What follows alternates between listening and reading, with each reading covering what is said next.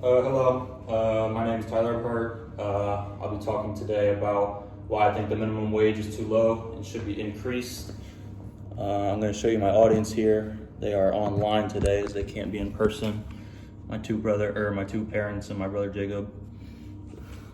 My topic is why the minimum wage should be increased and why it's too low. This directly affects me as I'm a teenager. I'll be looking for jobs in the summer. And I need ways to make income. I need extra cash, obviously. And the minimum wage is too low in certain states to be able to do that for people. If you guys want to unmute your mics and yell. Do you guys know the minimum wage in West Virginia? No. No? Yeah, no clue. I don't even know it for Ohio either. No. Okay, so the minimum wage, the average minimum wage is, or what is required, is $8.75 an hour, which is obviously not very much. So I'm going to be talking about why the minimum wage is so low, what are the benefits of raising it and why we should, and what has been done and what needs to be done. So why is the minimum wage so low? So minimum wage is technically classified as bare necessities. So that goes from clothing, shelter, and food. So minimum wage is not meant to provide for a family. It's not meant to be a lifelong salary. It's just meant to be able to get you by, essentially, to be able to give you those clothing, food, and shelter. Minimum wage is also encouragement to push for better. So obviously people who earn minimum wage don't want to earn minimum wage for the most of their life, or at least I'd assume. They want bigger jobs, they want more money, they want more responsibilities typically. So minimum wage is kind of incentive to push people to work harder and strive for more. So why do I think the minimum wage should be higher? Like I said earlier, it is hard. For example, West Virginia, $8.75, it is hard to provide for anyone at that, Personally, I do not have to provide for a family, I'm thankful enough, but other people do. There's parents that their kids rely on them to provide for their family, provide certain money, be able to buy groceries, things of that nature. So, and $8.75, for example, is probably not enough for some people. Another reason is it helps grow the economy. When people have more money, they spend more money. So, say you work at a big business, you're selling bakery goods. Say you sell bakery goods. If your customers have more money, they're going to spend more money on your goods.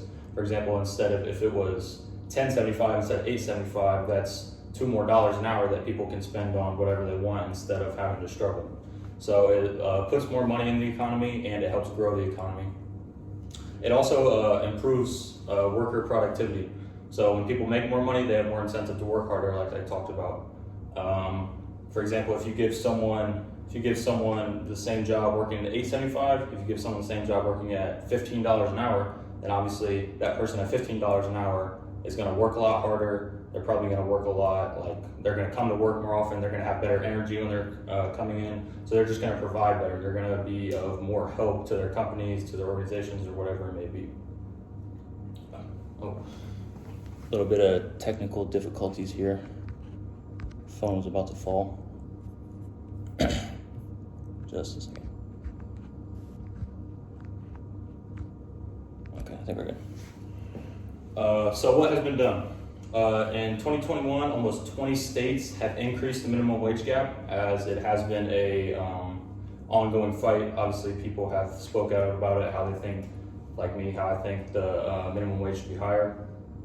But there's also a few states I know, off the top of my head, I know Nevada, Utah, and Arizona have since 2016, they have not changed their minimum wage gap at all, which is kind of a problem because the economy has changed a lot since then. People's needs changed a lot since then.